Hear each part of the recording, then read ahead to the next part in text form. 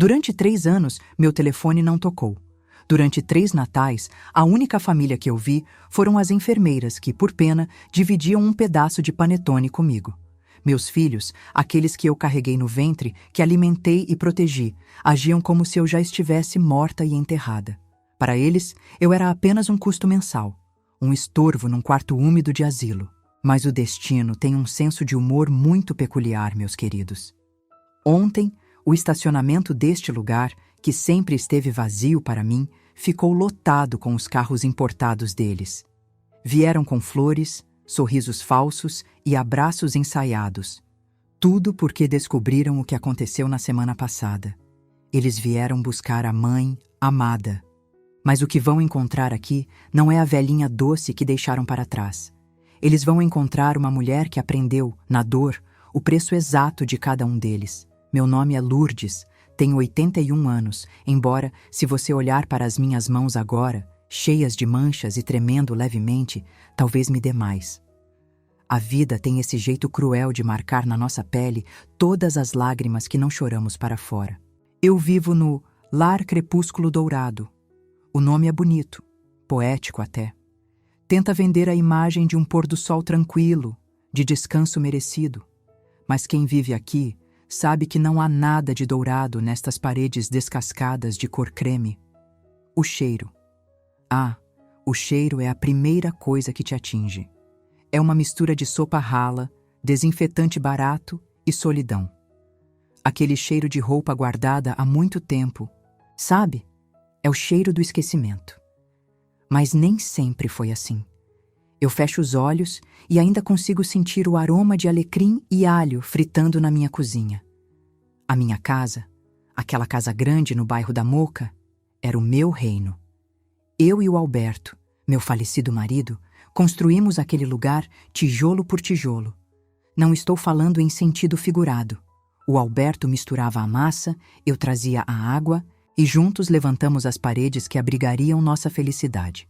Tivemos 2 filhos, o Fábio e a Valéria. Eu me lembro de quando eram pequenos, correndo pelo quintal, ralando os joelhos e vindo chorando para o meu colo. Eu assoprava o machucado, passava um remédio e dizia que tudo ficaria bem. E ficava. Porque mãe tem esse poder, não é? De curar. O que eu não sabia, o que eu nunca poderia imaginar, é que as feridas que eles causariam em mim, anos mais tarde, nenhum beijo poderia curar. A vida era boa, simples, mas farta de amor. Os almoços de domingo eram sagrados. A mesa cheia, a travessa de macarronada fumegante, o frango assado com aquelas batatas coradas que o Fábio adorava.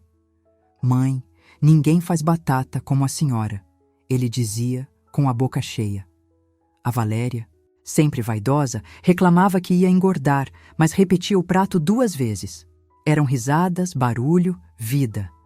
Eu olhava para o Alberto na cabeceira da mesa e trocávamos aquele olhar cúmplice de quem diz: nós conseguimos, criamos uma família linda. Mas o tempo é um ladrão silencioso. Primeiro, levou a juventude dos meus filhos, que se casaram e foram viver suas vidas. Isso é natural, é a lei da vida. Mas depois, o tempo levou o meu Alberto. Foi um infarto fulminante, numa terça-feira chuvosa. Ele se foi antes de cair no chão, e com ele foi metade de mim. A casa ficou grande demais.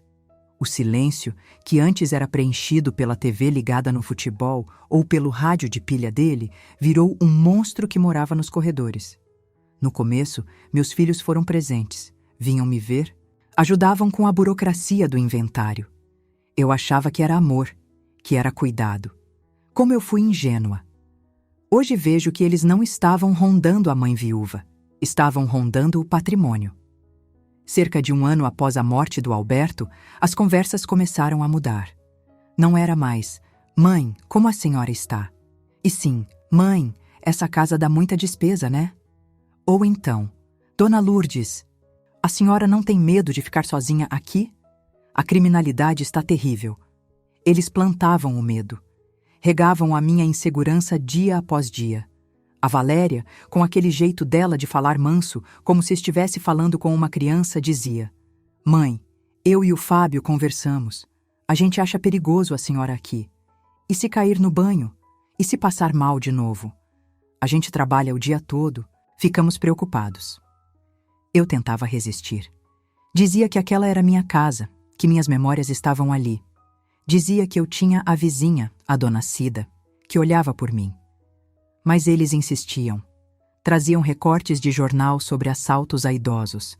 Falavam de contas de luz que subiam, até que surgiu a ideia do lar. Eles nunca chamaram de asilo. Era sempre residencial sênior, clube de convivência, hotel assistido. Mãe, disse o Fábio, segurando minha mão com uma firmeza que eu confundi com afeto. Nós encontramos um lugar maravilhoso.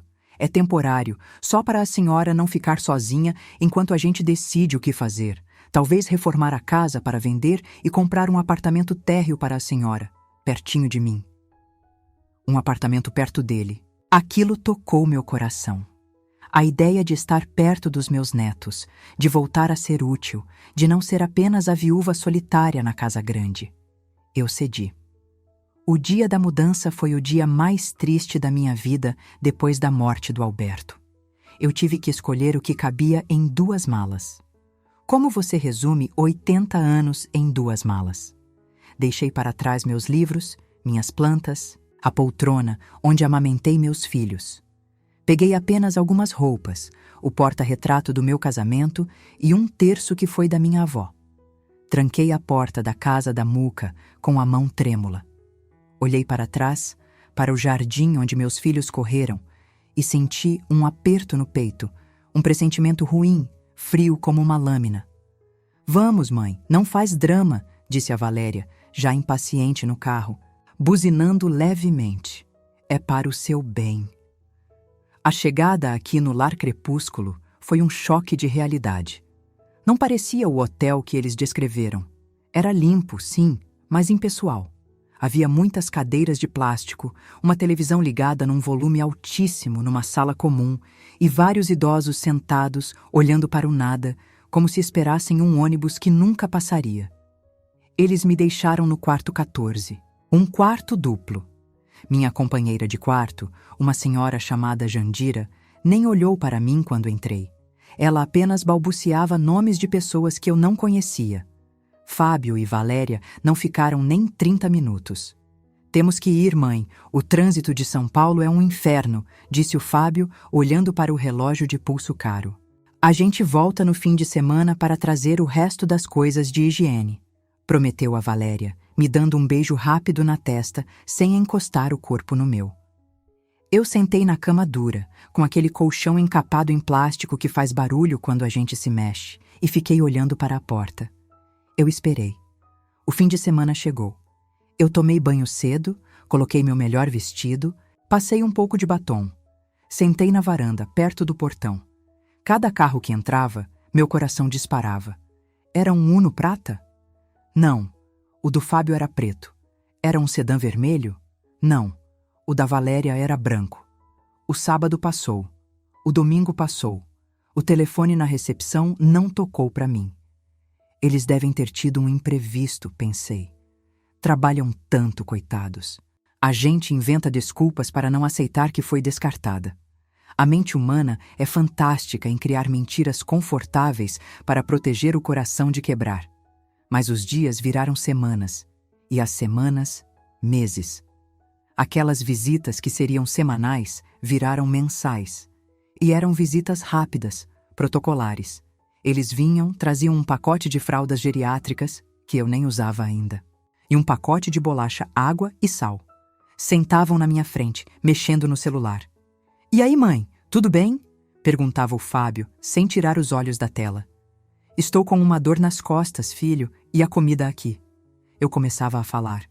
"Ah, mãe, para de reclamar", cortava a Valéria. "A senhora tem teto, comida e roupa lavada. Quer mais o quê? A gente paga uma fortuna por esse lugar." Fortuna. Eles falavam do dinheiro como se estivessem fazendo um sacrifício hercúleo. Mas eu ainda tinha esperança. A esperança é a última que morre, mas também é a que mais maltrata a gente enquanto vive. Eu esperava que, quando vendessem a casa, comprariam o tal apartamento.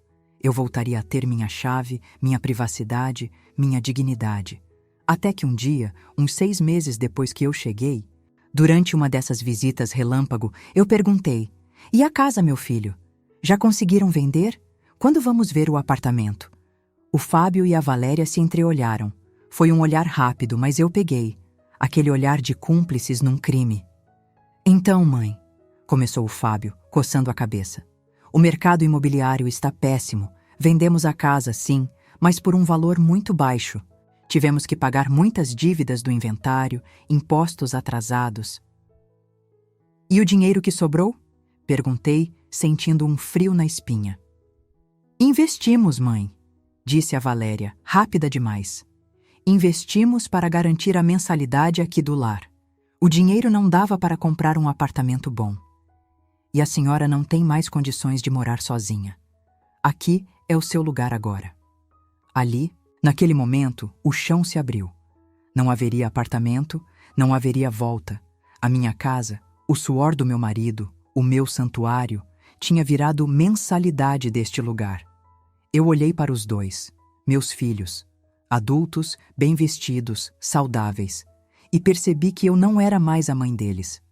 Eu era um problema resolvido, um arquivo morto guardado numa gaveta longe dos olhos. Engoli o choro. Não ia dar a eles o gosto de me verem desmoronar. Assenti com a cabeça, devagar. "Entendo", eu disse. Apenas isso. Eles pareceram aliviados. Acharam que a velhinha tinha aceitado o destino. Saíram felizes. Missão cumprida. Mal sabiam eles que naquela noite, enquanto eu olhava para o teto manchado de infiltração, algo dentro de mim começava a mudar. A tristeza estava dando lugar a outra coisa. Uma semente de indignação começava a brotar no meio do meu peito.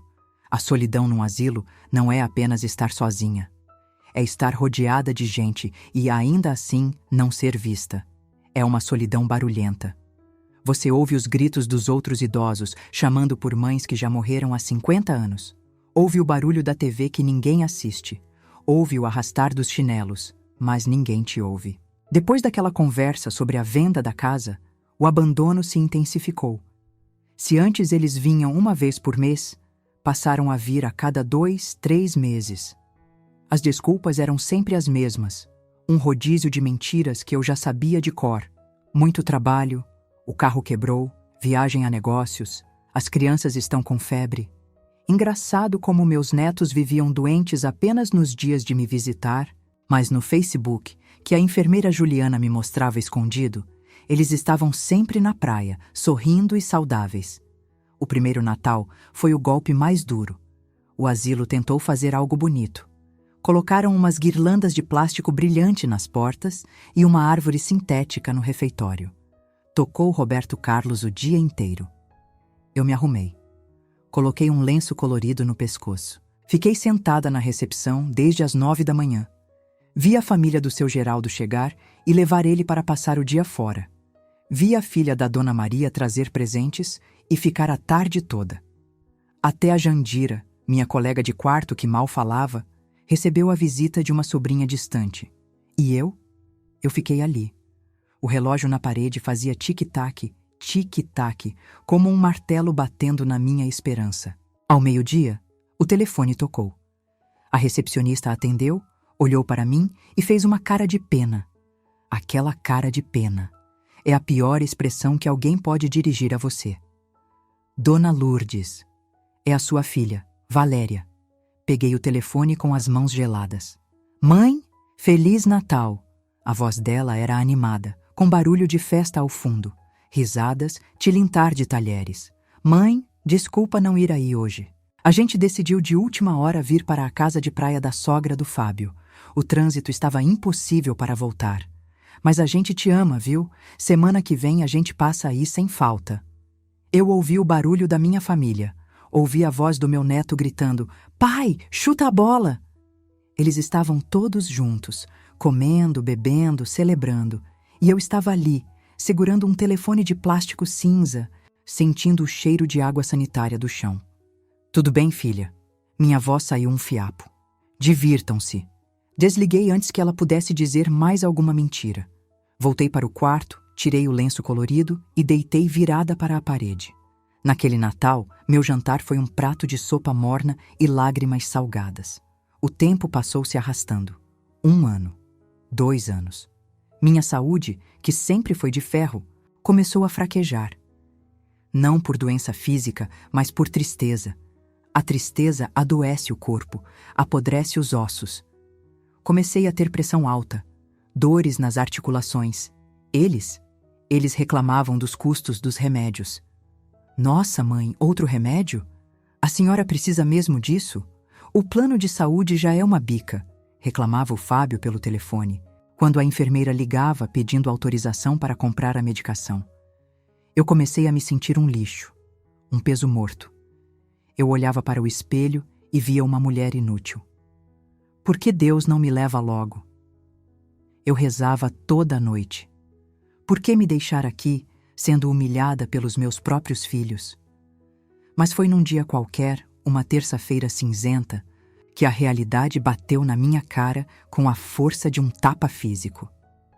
Eu estava no corredor, voltando do banheiro. A porta da sala da diretora estava entreaberta.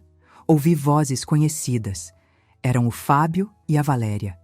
Eles não tinham ido me ver no quarto. Tinham ido direto na administração. Parei, encostada na parede, prendendo a respiração. Não dá para reduzir esse valor? Era a voz do Fábio, irritada. Ela nem come tanto assim. E essas atividades extras, fisioterapia, terapia ocupacional, corta tudo. É bobagem. Ela já tem 80 anos. Para que precisa de terapia ocupacional? Para aprender a fazer tricô? Meu coração falhou uma batida. Senhor Fábio, a voz da diretora era firme. A fisioterapia é essencial para ela não perder a mobilidade. Se ela ficar acamada, o custo será muito maior e a qualidade de vida. Qualidade de vida? A Valéria riu, um riso seco e cruel. Ela nem sabe mais que dia é hoje. Ela vive no mundo da lua. O que a gente quer é manter ela aqui, segura, mas sem gastar o que não temos. O dinheiro da venda da casa já está acabando. Mentira. Eu sabia que era mentira. A casa valia muito. Mesmo vendida barato, daria para pagar este lugar por 10 anos com luxo. O que eles fizeram com o dinheiro? Trocaram de carro? Viajaram para a Europa? Reformaram as próprias casas? Façam o básico, decretou o Fábio. O pacote básico, sem luxos. Se ela reclamar, digam que foi ordem médica. Eles saíram da sala. Eu me escondi num recuo do corredor, atrás de uma planta artificial empoeirada. Vi meus filhos passarem, bem vestidos, cheirando a perfume caro, com as chaves de seus carros na mão. Eles não olharam para os lados. Caminharam para a saída sem nem perguntar. Onde está a minha mãe? Posso dar um oi? Eles vieram ao asilo para cortar meus cuidados e foram embora sem me ver. Naquele momento, eu não senti vontade de chorar. Senti algo que há muito tempo não sentia. Raiva. Uma raiva quente, que começou no estômago e subiu para a garganta. Eles não estavam apenas me abandonando, estavam me desumanizando. Estavam esperando que eu morresse logo para pararem de gastar. Voltei para o quarto tremendo, mas não de frio, de fúria. Sentei na cama e olhei para a minha mesa de cabeceira. Havia ali uma pequena imagem de Nossa Senhora e embaixo dela um bilhete de loteria. Era um hábito antigo. Uma mania que eu e o Alberto tínhamos. Toda semana jogávamos os mesmos números. As datas de aniversário dos nossos filhos, ironia do destino, a data do nosso casamento e o número da nossa casa. Mesmo aqui no asilo, eu mantive a tradição. Pedia para a Juliana, a única enfermeira que realmente me tratava como gente, fazer o jogo para mim na lotérica da esquina. Eu dava a ela o dinheiro trocado que eu guardava da minha pequena aposentadoria que ainda caía na minha conta pessoal. A única coisa que eles não conseguiram pegar, porque o cartão venceu e o banco exigiu prova de vida presencial, coisa que eles tinham preguiça de me levar para fazer. Então, eu tinha um cartão novo, escondido no forro do colchão, e a Juliana sacava uns trocados para mim. Naquela noite, a Juliana entrou no quarto para medir minha pressão. Ela estava com os olhos arregalados, pálida. Fechou a porta atrás de si e trancou. Dona Lourdes! Ela sussurrou, tirando um papel dobrado do bolso do jaleco. A senhora conferiu o sorteio de ontem? Não, minha filha, eu nem liguei a TV hoje, estava muito triste. Ela se sentou na cama. Pegou minhas mãos e colocou o bilhete de loteria sobre elas. As mãos dela suavam. Dona Lourdes, eu conferi 3 vezes. Eu fui na lotérica e passei na máquina só para ter certeza, mas não deixei ninguém ver quem era a dona. A senhora. Dona Lourdes, a senhora ganhou. Eu olhei para ela, sem entender a dimensão da coisa. Ganhei a quadra? Dá para comprar umas frutas diferentes? Não. Dona Lourdes. Ela sorriu, e os olhos dela encheram de lágrimas. A senhora ganhou o prêmio principal, acumulado. São 52 milhões de reais. O quarto girou. O som do tic-tac do relógio parou. 52 milhões. Eu olhei para o bilhete amassado na minha mão. Aquele papelzinho frágil valia mais do que a casa que me tiraram, mais do que a dignidade que me roubaram. Ninguém pode saber, Juliana, eu disse, com uma firmeza na voz que eu não ouvia há anos.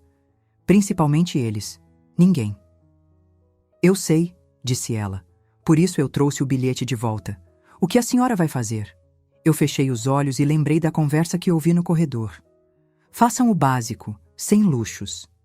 Abri os olhos e encarei a enfermeira. Não era mais o olhar da velhinha abandonada. Era o olhar de uma matriarca que acabara de recuperar seu poder. Eu vou fazer justiça, minha filha. Mas primeiro, preciso de um advogado. E não pode ser qualquer um. Eu ainda estava presa naquele corpo velho, naquele quarto fedido, vestindo roupas doadas. Mas por dentro? Por dentro, eu estava vestindo uma armadura. Eles achavam que eu era um problema financeiro prestes a expirar. Eles não faziam ideia de que eu tinha acabado de me tornar o maior pesadelo da ganância deles. Dormir com 52 milhões de reais embaixo de um colchão de espuma velho muda a fisiologia de uma pessoa. Naquela primeira noite, eu não preguei o olho.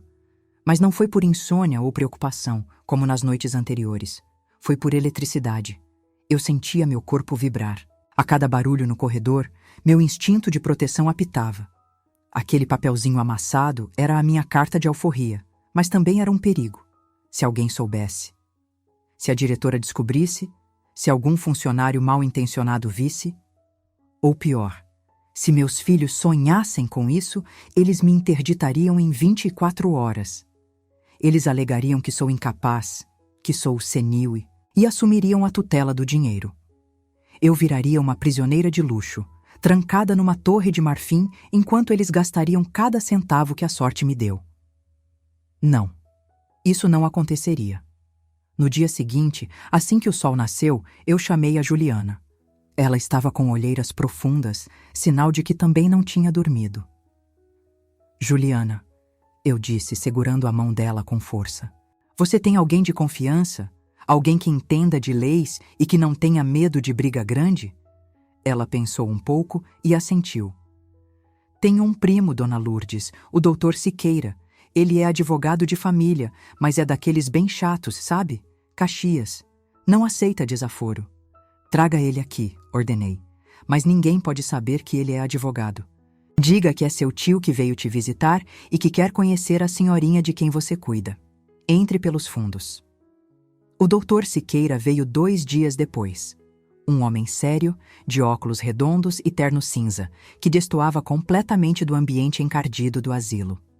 Nos sentamos num banco afastado no jardim, onde o barulho da rua abafava nossa conversa. Juliana ficou de vigia. Eu entreguei o bilhete para ele. Ele analisou, conferiu no celular, e quando olhou para mim, seus olhos brilhavam de espanto. Dona Lourdes, a senhora tem noção do poder que tem nas mãos? Tenho, doutor. E sei exatamente o que quero fazer com ele, mas preciso de 2 coisas, sigilo absoluto e rapidez. Naquela tarde, traçamos o plano. O doutor Siqueira retiraria o prêmio em nome de uma holding, uma empresa criada apenas para administrar meus bens, para que meu nome não aparecesse em lugar nenhum. nenhuma lista de ganhadores, nenhum vazamento para a imprensa. Eu seria uma fantasma milionária. Mas o mais importante foi o que pedi a ele em seguida.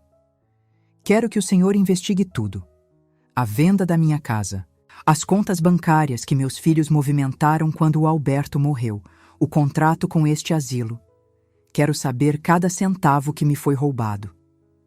Enquanto o dinheiro tramitava e a burocracia corria em segredo, eu precisei tomar a decisão mais difícil da minha vida. Para que meu plano funcionasse, meus filhos não podiam desconfiar da minha lucidez. Se eles percebessem que eu estava forte, ficariam em alerta. Então, eu decidi vestir a máscara que eles tanto queriam que eu usasse. Decidi ser a velha Gagá. Foi uma atuação digna de Oscar, meus queridos. Quando o Fábio veio me visitar na semana seguinte, apenas porque precisava da minha assinatura para renovar uma procuração do banco. Eu estava pronta. Eu não penteei o cabelo. Deixei uma mancha de mingau na blusa propositalmente. Fiquei sentada na cadeira de balanço, olhando para um ponto fixo na parede, balbuciando coisas sem sentido. "Mãe?" ele chamou, entrando no quarto com aquela pressa habitual. "Mãe, acorda. Preciso que assine isso aqui." Eu olhei para ele devagar, com um olhar vago. "Alberto? É você, Alberto? Você demorou. A água do macarrão já está fervendo." O Fábio bufou, impaciente. "Ai, meu Deus!" começou. Valéria estava certa. Ela está perdendo o juízo de vez. "Mãe, sou eu, o Fábio. O Alberto morreu faz anos. Assina aqui logo." Ele empurrou o papel e a caneta na minha mão. Minha mão tremeu de verdade, de raiva. Mas ele achou que era fraqueza. Eu fiz um garrancho ilegível. "Serve", ele resmungou guardando o papel. "Pelo menos não vai dar trabalho para questionar as contas." Ele pegou o celular e ligou para a Valéria ali mesmo, na minha frente, como se eu fosse um móvel, uma cadeira que não ouve e não fala. "Valéria, a situação está feia. Ela está chamando pelo pai. Demência senil, com certeza. O lado bom é que agora a gente não precisa mais ficar dando satisfação. Dá para cortar a visita do mês que vem, ela nem vai lembrar mesmo." Eu continuei balançando na cadeira, sorrindo para o nada, enquanto por dentro eu gravava cada palavra. "O dinheiro do fundo de reserva?" ele continuou. Gasta. Compra as passagens para a Disney. Ela não vai durar muito mesmo desse jeito. O médico do asilo disse que quando começa assim, a degradação é rápida. Eles estavam planejando viajar para a Disney com o dinheiro que diziam não ter para comprar meus remédios. Eles estavam torcendo pela minha degradação rápida. Quando ele saiu, bati a porta com força. Eu me levantei, fui até o banheiro, lavei o rosto e olhei no espelho. "Você não está louca, Lourdes", disse para o meu reflexo. "Você é a pessoa mais sã deste prédio. E eles vão pagar." Nas semanas seguintes, com o dinheiro já seguro e rendendo juros que eu nem conseguia calcular de cabeça, comecei a minha pequena revolução silenciosa. O Dr. Siqueira providenciou um smartphone de última geração para mim, que eu mantinha escondido dentro de um livro falso. Uma Bíblia oca que a Juliana comprou. Com esse celular, eu comecei a coletar provas. Instalei um aplicativo de gravação de voz. Toda vez que uma enfermeira negligente me tratava mal, eu gravava. Toda vez que a diretora passava no corredor falando sobre cortes de orçamento e desvio de verba da alimentação dos idosos, eu gravava. Mas o ouro veio um mês depois, no aniversário da Valéria. Eles tiveram a audácia, a crueldade suprema de vir comemorar perto de mim, mas não comigo. Eles vieram ao asilo trazer um bolo para os funcionários, para fazer média, claro, e ficaram na área de convivência conversando. Eu estava sentada num canto, fingindo dormir com a boca aberta. Coloquei o celular para gravar no bolso do casaco de lã e deixei o braço pendurado perto da mesa onde eles estavam. Aquele terreno em Atibaia era a voz do marido da Valéria. "Se a gente vender agora, dá para trocar o carro." "Mas está no nome dela ainda, não está?" perguntou a Valéria. "Está", respondeu o Fábio. "Mas com esse laudo de demência que a gente vai pedir para o médico amigo do papai assinar, a gente consegue a curatela total. Aí a gente vende tudo. Diz para o juiz que é para custear o tratamento dela. E se ela morrer antes? Perguntou a Valéria, com a boca cheia de bolo. Melhor ainda, riu o Fábio. Menos imposto de transmissão. Ouvir aquilo foi como engolir vidro moído. Eles não estavam apenas esperando a morte, eles a desejavam. Eles estavam articulando, ativamente, como me transformar numa indigente legalmente para rapinar o que restava. Naquele momento, eu soube que não podia mais esperar. A fase de planejamento tinha que acabar. Era hora da execução.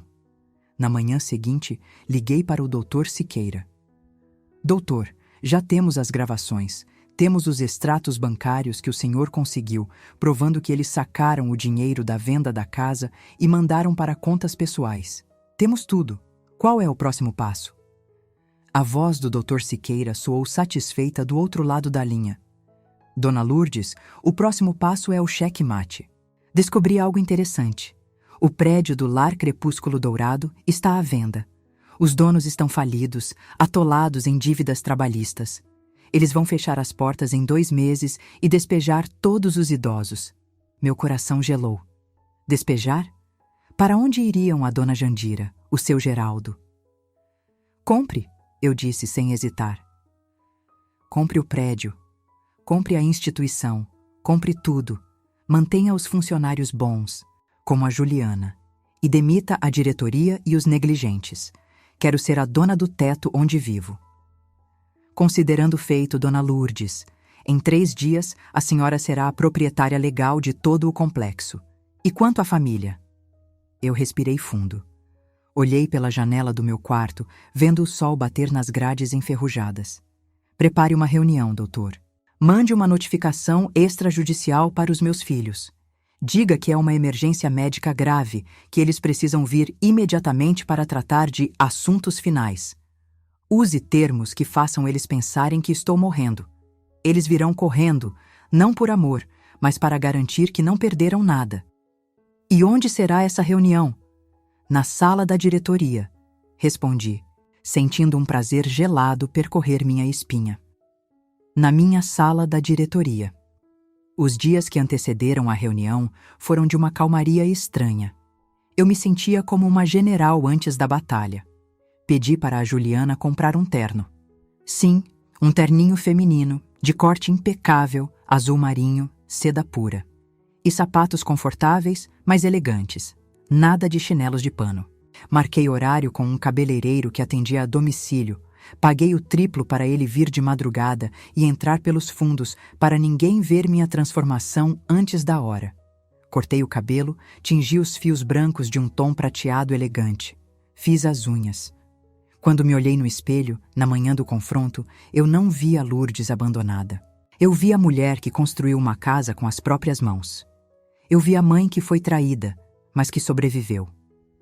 Eu estava pronta. O Dr. Siqueira chegou às 9 da manhã. Ele trazia uma pasta grossa de couro preto. Dentro dela estavam as sentenças de condenação moral e financeira dos meus filhos. Eles confirmaram presença? Perguntei. Sim. Disseram que estão cancelando compromissos importantes, mas que virão.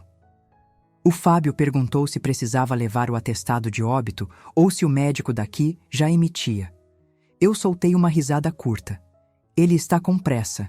Que bom. A queda será mais rápida.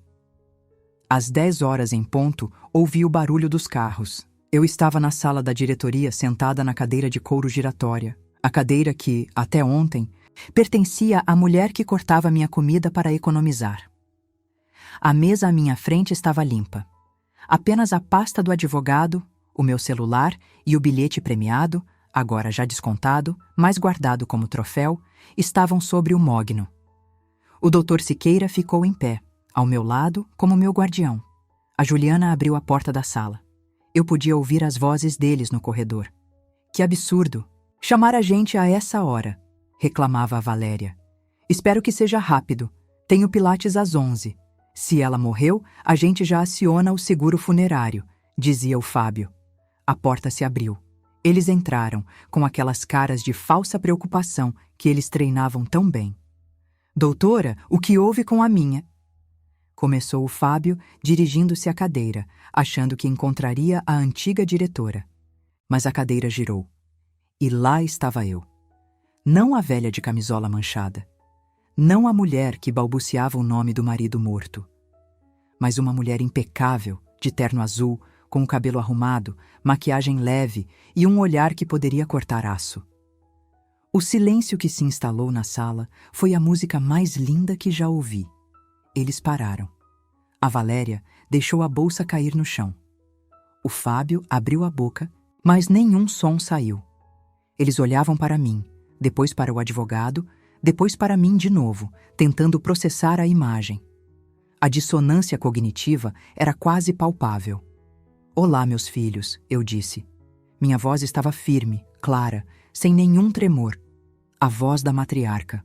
"Sentem-se, temos muito o que conversar, e sugiro que não pensem em pilates ou seguros funerários agora, porque o único enterro que vai acontecer hoje é o da vida mansa que vocês levavam às minhas custas."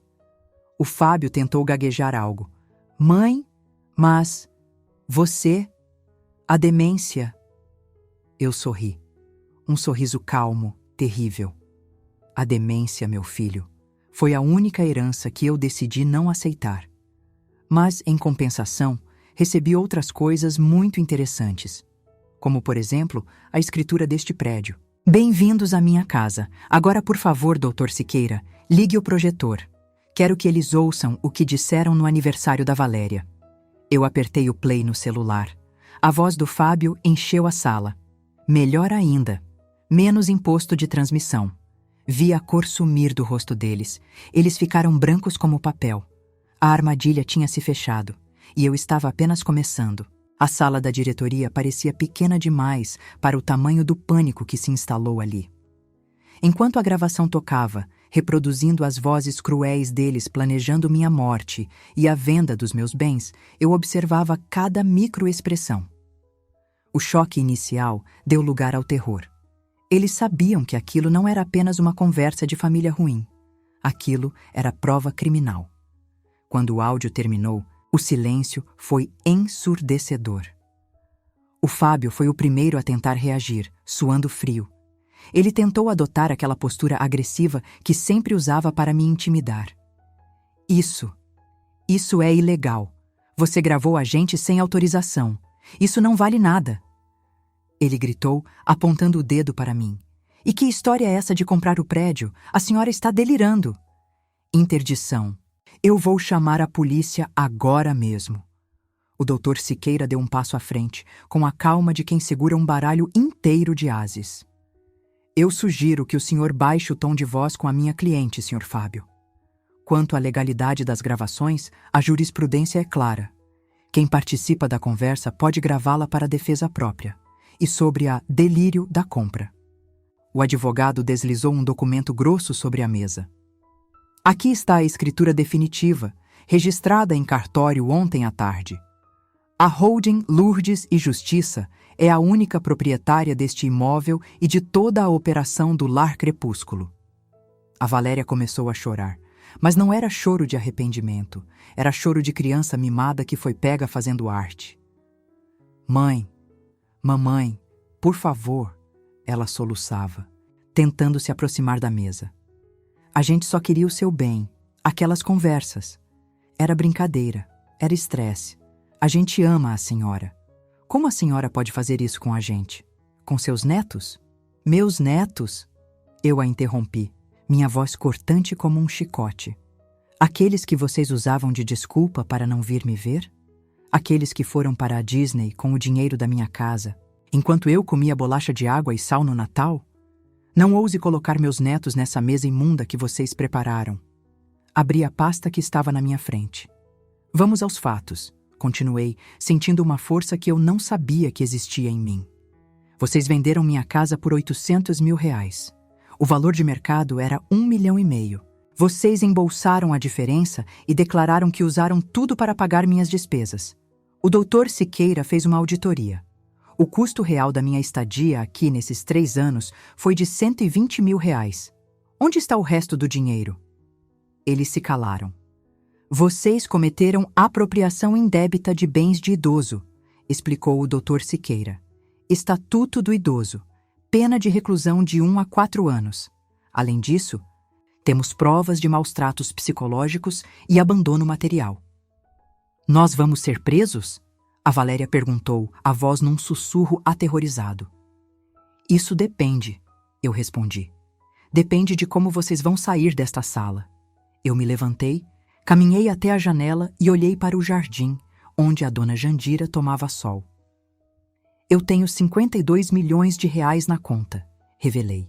Ouvi o suspiro engasgado dos dois atrás de mim. O som da ganância reacendendo instantaneamente, mesmo no meio do medo. 50 milhões. O Fábio sussurrou, incrédulo. Mãe, a gente pode. Me virei bruscamente. Vocês não podem nada! Gritei e pela primeira vez deixei a emoção transbordar.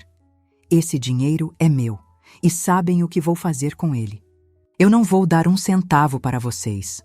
Nem hoje, nem quando eu morrer. Mas somos herdeiros necessários, argumentou o Fábio, o instinto financeiro falando mais alto que a moral. Eram, corrigiu o Dr. Siqueira. Diante das provas de abandono e apropriação indébita, Dona Lourdes já assinou o testamento, excluindo ambos por indignidade. Está tudo fundamentado. Vocês foram deserdados. O peso da palavra deserdados caiu sobre eles como uma lápide. Então, aqui está a proposta, eu disse voltando a me sentar, recuperando a compostura. Eu não vou colocar vocês na cadeia hoje. Não quero que meus netos tenham pais presidiários, mas vocês vão assinar uma confissão de dívida referente a tudo que roubaram da venda da casa. Vocês vão pagar cada centavo de volta para a minha conta, parcelado todo mês. Vai doer no bolso. Vai faltar para o luxo. Vocês vão ter que trabalhar de verdade. E se a gente não assinar? Desafiou o Fábio, embora estivesse tremendo. Então o Dr. Siqueira entrega essa pasta com as gravações e os extratos para o Ministério Público ainda hoje, e vocês saem daqui algemados. Eles assinaram, mãos trêmulas, chorando, xingando baixinho, mas assinaram. Quando terminaram, eu apontei para a porta. Agora saiam, e não voltem. A visita acabou, para sempre. Mãe, a Valéria tentou uma última vez. Eu não sou sua mãe agora. Sou a proprietária deste estabelecimento, e vocês estão invadindo propriedade privada. Seguranças. 2 seguranças, novos, contratados por mim na véspera, entraram na sala e escoltaram meus filhos para fora. Eu os vi pela janela sendo levados até o estacionamento. Eles entraram em seus carros importados, derrotados, humilhados, sabendo que a fonte tinha secado para sempre. Quando eles sumiram no portão, eu não senti tristeza. Senti uma leveza imensa. Respirei fundo e o ar parecia mais limpo. A Juliana entrou na sala, sorrindo com lágrimas nos olhos. A senhora conseguiu, Dona Lourdes. E consegui mesmo. Mas minha vingança não foi apenas destruir a ganância deles. Foi reconstruir o que eles tentaram destruir. Nos meses seguintes, o lar crepúsculo mudou. O dinheiro da loteria operou milagres. Mandei pintar as paredes de cores alegres. Comprei poltronas confortáveis. Contratei nutricionistas de verdade, fisioterapeutas, músicos para tocarem nas tardes de domingo. A comida passou a ser deliciosa. O cheiro de desinfetante barato sumiu, substituído por cheiro de lavanda e bolo assado. Eu não saí do asilo. Por que sairia? Agora aquela era minha casa, e os idosos ali eram minha verdadeira família. Usei o dinheiro para localizar parentes distantes de outros idosos abandonados. Paguei advogados para ajudarem outros colegas que sofriam abusos financeiros. Criei uma fundação. Eu, Lourdes, a velha esquecida, me tornei a guardiã de todos nós. 1 ano depois, recebi uma carta. Era da Valéria. Dizia que o Fábio tinha perdido o emprego e que o casamento dela estava em crise por causa das dívidas que eles tinham que me pagar todo mês. Ela pedia perdão. Pedia dinheiro. Eu peguei a carta, li com atenção.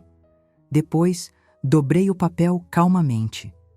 Não rasguei, não queimei. Apenas guardei numa gaveta, junto com as outras coisas que não tinham mais utilidade na minha vida nova. Não respondi. O silêncio foi a minha resposta. O mesmo silêncio que eles me deram por 3 anos. Hoje, estou sentada na varanda do meu lar. Estou vendo o pôr do sol, que agora sim parece dourado. Tenho amigas de verdade ao meu lado. Tenho dignidade. Eles acharam que podiam me descartar como lixo. Esqueceram que lixo reciclável pode virar arte e que uma mãe desprezada pode virar uma força da natureza.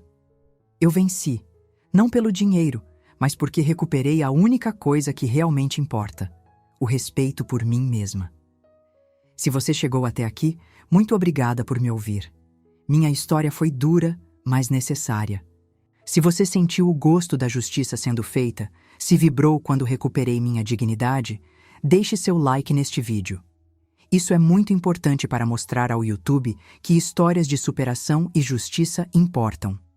E eu quero saber de você. O que você faria no meu lugar? Você teria perdoado seus filhos ou faria exatamente o que eu fiz? Comente aqui embaixo. Eu leio todos os comentários e quero conhecer a sua opinião. Se você ainda não é inscrito, inscreva-se no canal agora mesmo.